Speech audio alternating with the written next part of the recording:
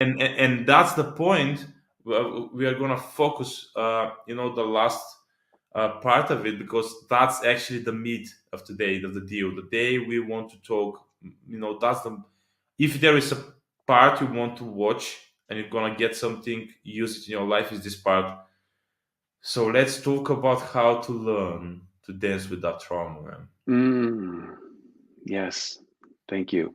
That's beautiful the way you said that. And it's that's exactly it. And it's funny, before we move into that real quick, it's, and there may be some people listening that may be thinking, that's easy to say, but how do we do that? Or I don't want to do that. How many times have I heard that? And that's okay too. You know, really one of the real goals of this conversation is to really just create a new conversation, a different conversation that may spark something in somebody to think, oh, I didn't even know that was possible.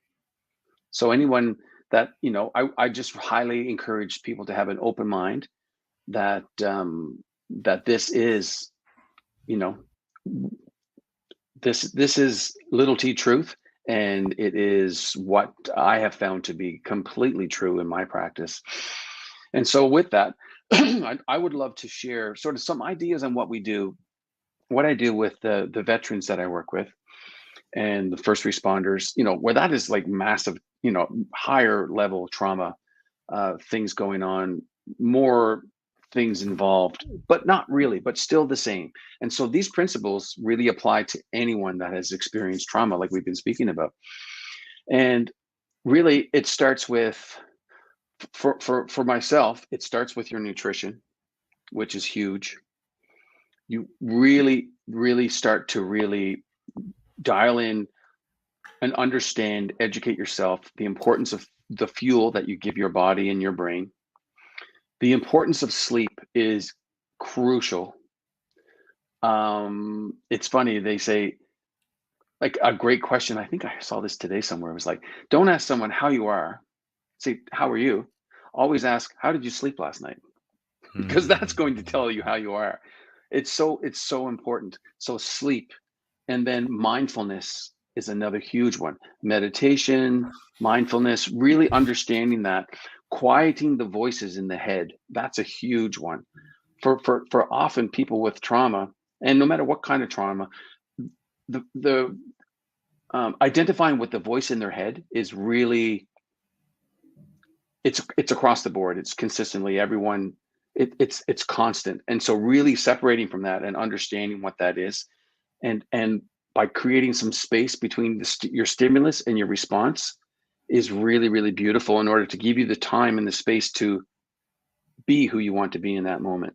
And meditation is a beautiful way. Of course, reading some really great books like The Body Keeps the Score.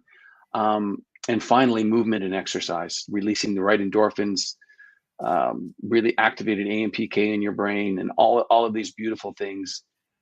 All of these things are imperative to really recreating who you are as a person.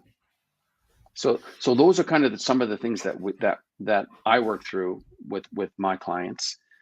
And as a package, it's, I mean, how do I say it? It's, the results are astounding. And I believe all of this is predicated on what's really dear to me, is that I'm a champion for being. I'm a champion for humans. I'm a champion for everyone. So when I look at someone, and this is really the biggest difference, and they're getting in touch with their trauma, whether it's PTS or TBI, or it's I'm not worthy, like we spoke about, then when I'm looking at them, I do not look at them as someone with that. I will never give them that label, because I create what everybody is, and you're aware of that, right? Right? And I create what everyone is. So I create them. I love them into their greatness, and the power of that. Not It gives them possibility to let go of that identity. Because I go to wherever, this institution or this institution, or I go home and they say, how's your PTS? How's this? And so it's always, it's constant banter on and recreating that identity. Whereas in our relationship, you're just beautiful human. We don't really talk about the trauma. because again, where you put your energy, it expands. And so that's really part of the key, is decide now, okay, this is it. But this is who I create you as. You are powerful. You are resourceful. You are resilient. You have skill sets that are mind blowing. That so let's go there. This is who you are. You're not that stuff. So when they're sharing their stories, I'm not really listening to the story. I'm listening to the story behind the story, because they're caught up in their story. And as a coach, it's our responsibility to look beyond the story, to really see, oh, okay, now let's talk about that some more. And then boom, the floodgates start to open, and then we can start to move forward when we know what we're actually dealing with. And it doesn't take long. It's just the deep work and the willingness to go there and have a loving coach by your side it's beyond powerful. It's unlike anything I've ever seen or been a part of. Yeah, and the beauty thing is it's highly individual. No matter what person is in front of you, people say, well, "What do you coach? What do you do?" And I said, I can't, what I do with this person is completely different what I do with this person, because as we say, we meet people where they are. And if you're not a coach, if you're just a friend, really practice that. Really practice listening. One of my favorite things to say is, I'm silence, I'm listening, and I'm waiting. And really, really listen to what's being said, and really meet people. Don't try to change people. Meet them where they are, because at that moment for that person, that trauma is real. And I will not diminish that, but I will not exacerbate that. And that's a great way to describe it. I'm not diminishing it, but I'm not exacerbating it. Like, you are just with it. You're just Just meeting with it. people where they are. Mm, It's not like it's strange. It's not this odd. It's normal for you in this very moment. This is real. Like you said, it's very important to know the concept of reality. That reality it's really subjective, right? So that's mm, what we also we trust with Bradley. We believe that reality is subjective, and you create your own reality. And if you have created this reality for yourself, it's real, and we mm-hmm, are willing to be with you in this reality and just ask you the question, how is that working for you? mm-hmm. Right? It's not like we are judging you No that judgment. you're there, but just how is that working? Is it okay? Do you feel happy with that? Do you feel Mm-hmm, that you are connected with yourself? Do you feel that what you want in life is happening there? If it's yes, we don't need to change anything. mm-hmm. But if it's not, there is an opportunity there. Yeah, and sometimes when it is a yes, I sometimes will second. I will ask again. Oftentimes, Of right? course, because You yes know, might come from a place of yes or might come from a place of fear. absolutely, absolutely. Yeah, But the exactly. willingness, like So you say, the willingness. I'm sorry, Dimi, did I cut you off? no. That keep going. Because I think, and I kind of went on a bit of a Yeah, tangent there. I get so excited, as you can tell, about this stuff, yeah. but I just love it so much. But it's back to the dancing with trauma, and it's really learning to love it. It's really learning to Mhm. go to it, and as we said earlier, it that can be really difficult, and we can find many ways to avoid it, even if we say we're going to do it by ourselves. But like in a coaching relationship or with a really really good friend, that you really trust, that's really trained in listening, um, to really have someone help walk with you as you walk towards it. It's like holding someone's hand going into that scary room where Mm. there's a light switch, but they don't know that. And you're not going to turn the light switch on. You're just going to be with them. And then eventually they're going to look around. They feel safe because they're with you. And then they're going to find the light switch on their own. And when they do that, boom, they have it forever I love it, because man. That's they so did great it. metaphor. Yeah, Mm, absolutely.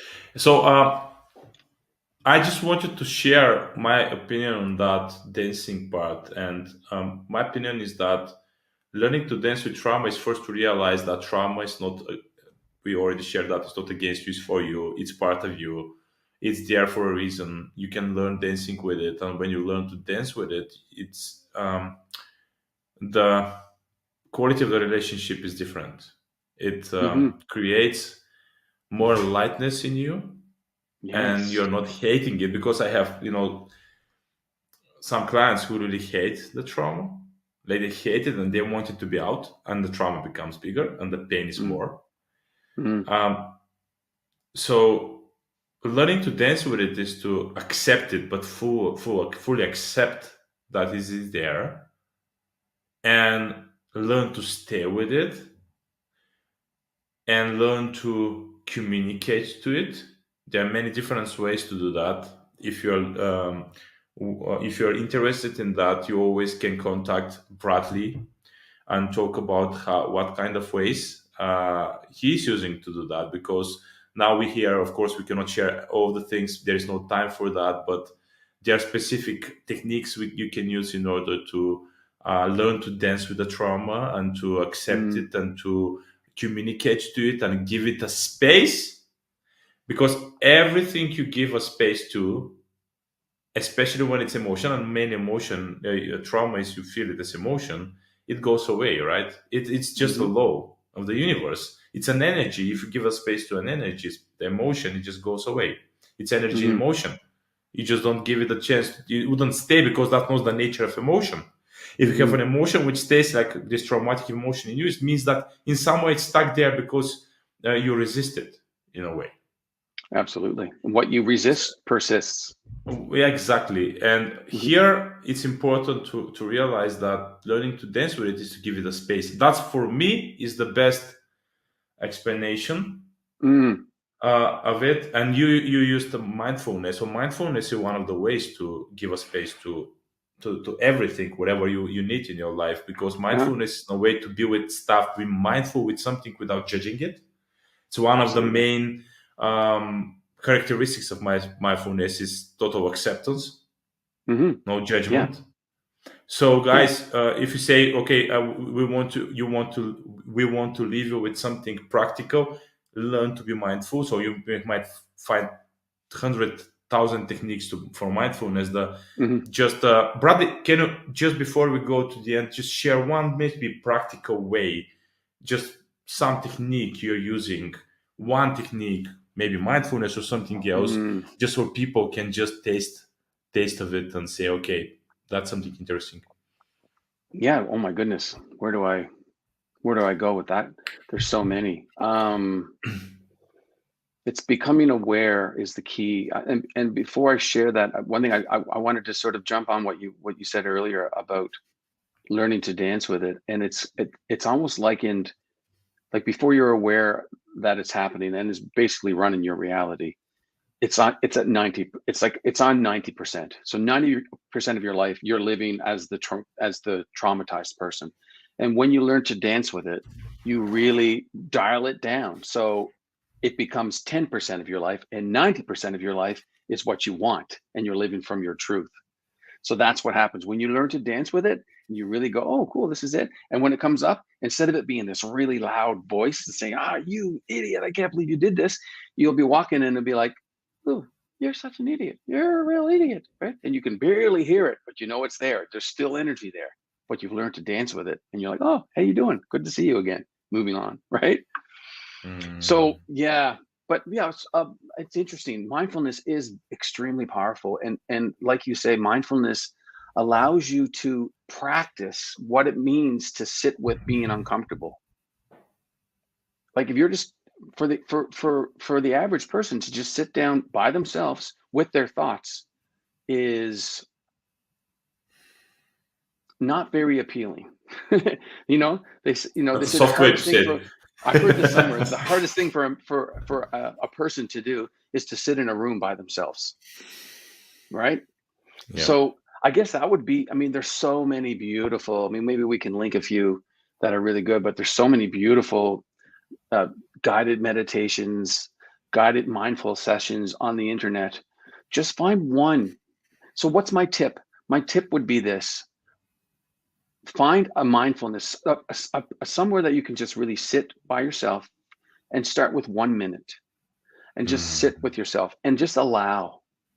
And when a thought comes up, just notice it, step towards it, just like we're saying, step towards the trauma. This is all related. Step towards that thought, okay, and just be with it.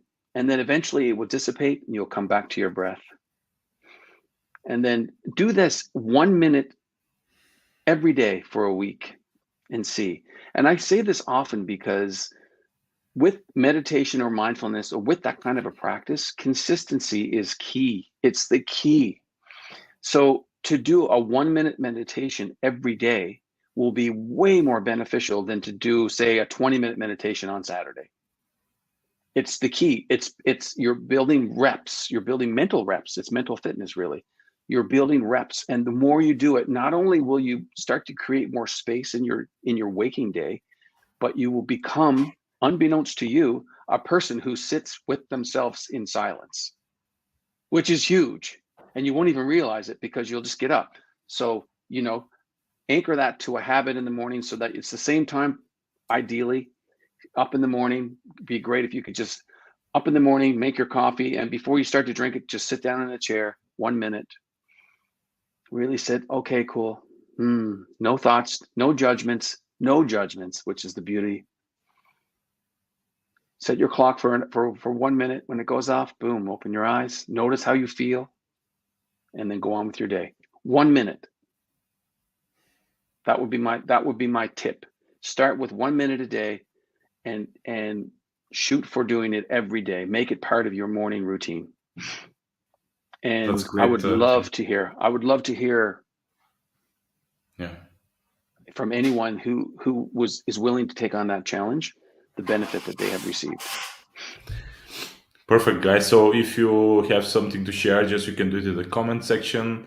You can really connect to us and ask questions. So we're gonna really love to answer them and see what are the results you're gonna receive from that.